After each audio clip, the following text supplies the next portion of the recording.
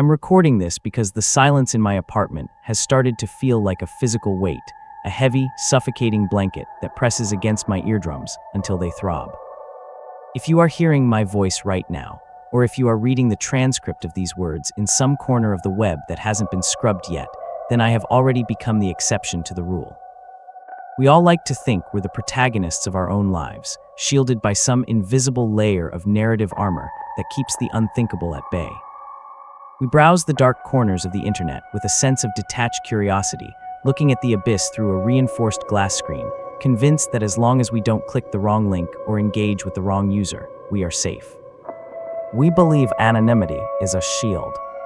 I used to believe that too. I used to think that the worst thing that could happen on an anonymous forum was a bruised ego or a leaked IP address. How naive I was. I wasn't careful enough. I thought I was the one watching, but I was actually the one being curated. Right now, I am sitting in the dark. My monitor is off, but the power LED is blinking, a steady, rhythmic blue heartbeat that seems to be syncing up with my own pulse. I haven't left this chair in 3 hours because I heard the floorboard creak in the hallway, and I live alone. Or I'm supposed to. The irony isn't lost on me. I spent months chasing ghosts on Board 9, trying to peel back the layers of urban legends and digital hauntings, and now I've become the very thing people like you listen to while you're trying to fall asleep. But don't get too comfortable. Don't let the rhythm of my breathing lull you into a false sense of security. Because the thing about Board 9, the thing they never tell you until it's far too late, is that it's not a destination. It's a door. And once you linger long enough for the algorithm to recognize your soul, that door opens from the other side. You think you're just a spectator, but in this world, there are no spectators. Only participants. Some of us just don't know we've signed the contract yet. I'm going to tell you how it started, not because I think it will save me, but because maybe, just maybe, it will serve as the one warning you actually decide to heed. It started on a Tuesday, the kind of Tuesday that feels like a stagnant pool of gray water, unremarkable, humid, and utterly draining. I was deep into a rabbit hole of archived threads on a site most people have never heard of, a place called Board 9. It isn't on the surface web, but it isn't exactly deep web either. It's one of those digital gray zones that exists in the shadows of larger platforms, a place where the UI looks like it hasn't been updated since 2004, and the moderation is practically non-existent. People go there to share things that get flagged elsewhere, corrupted video files, strange radio signals, and stories that are just a little too detailed to be comfortable. I liked the anonymity of it. On Board 9, you aren't a username or a profile picture. You are just a string of hexadecimal digits that resets every 24 hours. It felt like a confession booth where the priest was a ghost. You could say anything, see anything, and then vanish into the static before the sun came up. That was the lure. That was the trap. I was scrolling through the paranormal and cryptic subboard, mostly looking for inspiration for my own writing, when I saw a thread that felt heavy. That's the only way I can describe it. You know that feeling when you're walking through a crowd and you suddenly realize someone is staring at the back of your head. Your skin prickles, a cold bead of sweat traces a path down your spine, and the air seems to thin out. That's what it felt like to look at this link. The title was just a string of characters that didn't make sense. 000000 Stayenthelite. Most threads on Board 9 are filled with edgy titles or bait for shock videos, but this one was different. It didn't have a thumbnail. It didn't have a post count. It just sat there, pinned to the top of the board, despite having no activity. I hovered my cursor over it, my heart doing a strange, fluttering dance against my ribs. Logic told me it was just a broken script or a clever piece of ARG marketing. But my gut, the part of me that still remembers being an animal afraid of the dark, was screaming at me to close the tab and walk away. I didn't walk away. None of us ever do. We are a species of voyeurs, obsessed with the very things that are meant to destroy us. I clicked. The page didn't load like a normal website. There was no white screen, no loading bar. The browser window simply turned a deep, bruised shade of purple, and the text began to crawl across the screen, as if it were being typed in real time by someone on the other end. There were no other users in the thread. Just me and the original poster, whose ID was a sequence of zeros that seemed to vibrate against the background. The post was short, but it hit me with the force of a physical blow. It said, "You've been looking for a secret, 4F to D. Here it is. Don't blink or you'll miss the moment your house stops being yours." My ID at the time was 4F to D. My breath hitched. I felt a sudden, sharp chill crawl up my legs. I told myself it was a coincidence. The site script probably just scraped my session ID and inserted it into the text to give me a cheap jump scare. It's a common trick on horror sites, a bit of basic coding to make the experience feel personal. I tried to laugh it off, but the sound died in my throat. I refreshed the page, expecting the text to change or the ID to update. Instead, the screen flickered, a jagged line of static cutting through the center of the monitor. When the image stabilized, a new line had appeared beneath the first one. It was a set of coordinates. I didn't need to look them up. I recognized the numbers immediately. They were the exact latitude and longitude of the apartment building I was sitting in. Below the coordinates, there was a timestamp. It was exactly 3 minutes in the future. I sat there frozen, the blue light of the screen reflecting in my eyes. The silence of the room was suddenly deafening, punctuated only by the distant, muffled sound of a car driving past outside. I felt a desperate urge to look behind me, to check the locks on the door, to make sure I was truly alone. But I couldn't move.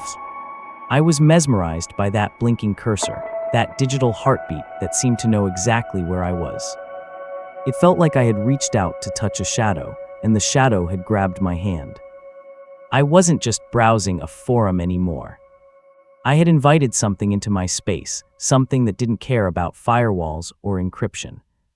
I had spent so long looking for the forbidden, and now that I had found it, I realized that some things are forbidden for a very good reason. I wasn't careful. And now the 3 minutes were almost up. The 3 minutes passed with a slowness that felt like a physical insult. Each tick of the digital clock on my taskbar seemed to echo against the walls of my skull. When the timer finally hit the mark, nothing exploded. There was no thunderclap, no masked figure bursting through my door. For a moment, I let out a breath I didn't realize I was holding, a shaky, pathetic sound that rattled in the quiet of the room. I felt a wave of self-loathing wash over me. I was a grown man, trembling in the dark because of some clever CSS trickery and a geotagging script. I reached for my coffee mug, intending to take a swallow of cold caffeine and close the browser for good, but my hand stopped an inch from the ceramic. My mug was on the left side of my keyboard. I am right-handed. I always, without exception, keep my drink on the right. I stared at it. It was a small thing, insignificant to anyone else, but it felt like a crack in the foundation of my reality. I live alone. I haven't had a guest in weeks. I remember placing that mug down on the right side of the mousepad 10 minutes ago. I looked back at the screen, hoping for some explanation, some digital laughter to signal the prank was over. The thread was gone. In its place was the standard board 9404 error page. The requested data does not exist in this reality. The phrasing usually felt like a bit of edgy flavor text, but now it felt like a legal disclaimer. I stood up, my chair scraping harshly against the hardwood, and decided I needed to move. I needed to do something physical, something grounded. I walked toward the kitchen to pour the coffee out, my footsteps sounding unnaturally loud in the narrow hallway. I reached for the light switch, but as my fingers brushed the plastic, the bulb in the kitchen flickered once and died. I stood there in the sudden gloom, the smell of ozone and burnt filament stinging my nostrils. It was just a bulb. Bulbs burn out. It's a statistical certainty. But the timing was a serrated blade pressing against my nerves. I didn't turn back. I couldn't. I felt that if I turned around, I would find the hallway longer than it was supposed to be. I poured the coffee into the sink by the light of the moon filtering through the small window over the basin. As the liquid swirled down the drain, I heard a sound that made my blood turn to slush. It was a notification chime. Not the one from my computer, that was down the hall. This was the distinct, sharp ping of my phone. The phone was sitting on the kitchen counter, inches from my hand. I hadn't touched it in an hour. The screen lit up, casting a harsh, artificial glow against the backsplash. I looked down. It was a text message from an unknown number. The preview simply said, "It's colder in here than you remember, isn't it?" I didn't open the message. I couldn't bring myself to see if there was more. My eyes drifted from the phone to the window in front of me. The glass was old, slightly warped, distorting the trees outside into skeletal shapes. But it wasn't the trees that caught my eye. It was the condensation. A thin layer of fog was forming on the inside of the pane, as if someone had just breathed on it. And there, etched into the moisture by a finger that wasn't mine, was a single word: sink. Panic is a strange thing. It doesn't always make you scream. Sometimes it just makes you very, very still.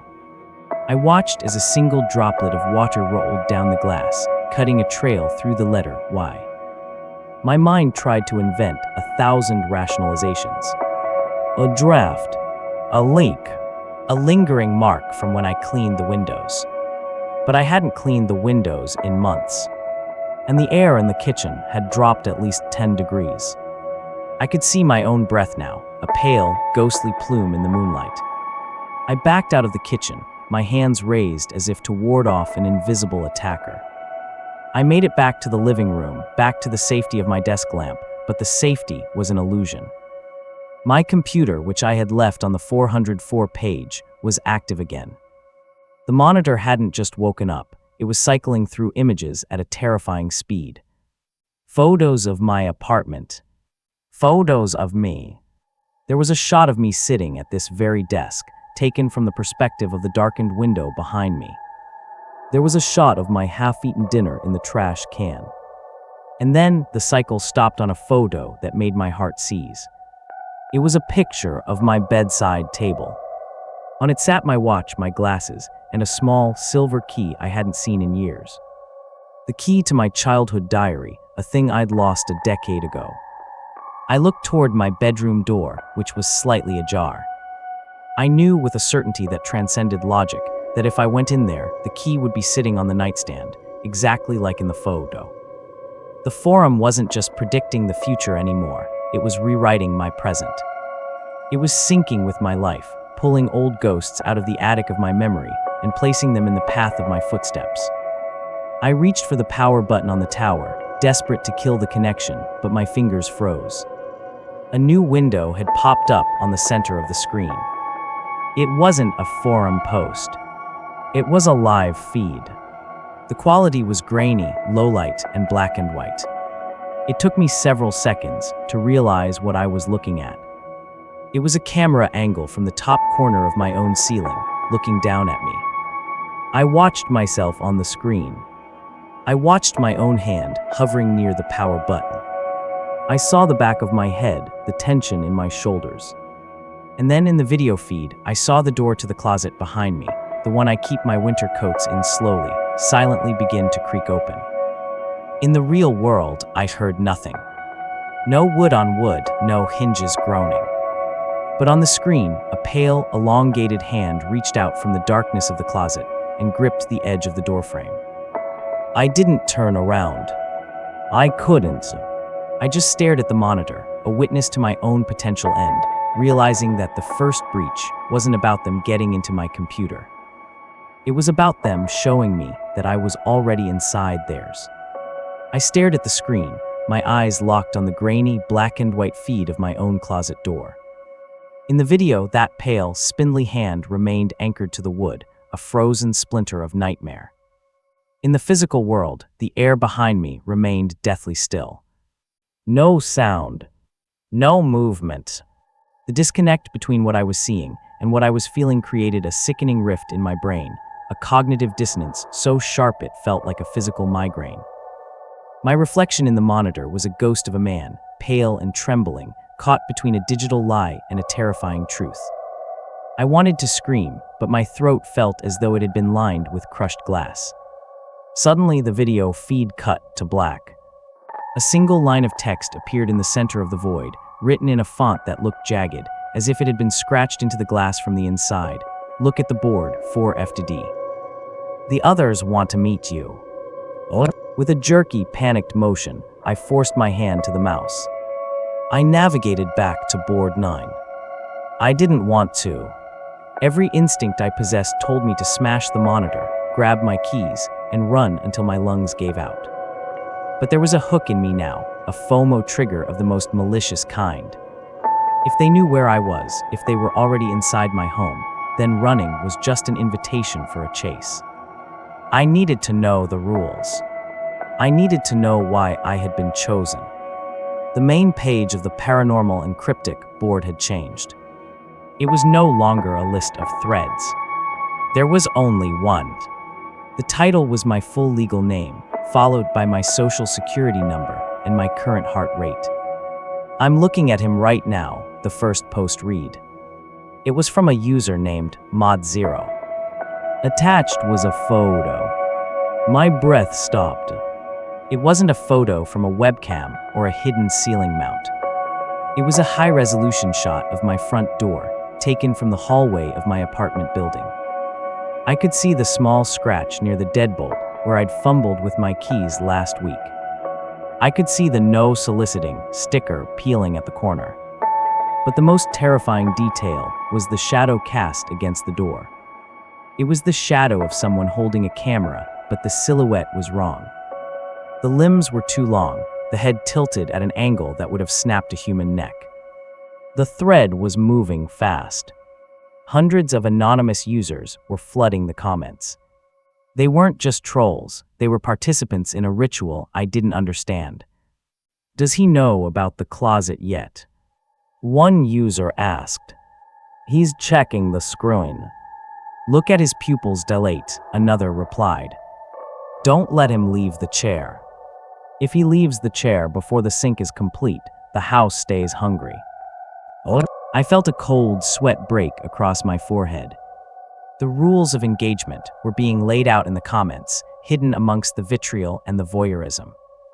I began to realize that Board 9 wasn't just a forum for sharing stories, it was a collaborative engine for a specific kind of haunting. They weren't just watching me, their attention was what was manifesting the horror. The more they posted, the more real the threat became. It was a crowdsourced doxing of my very existence.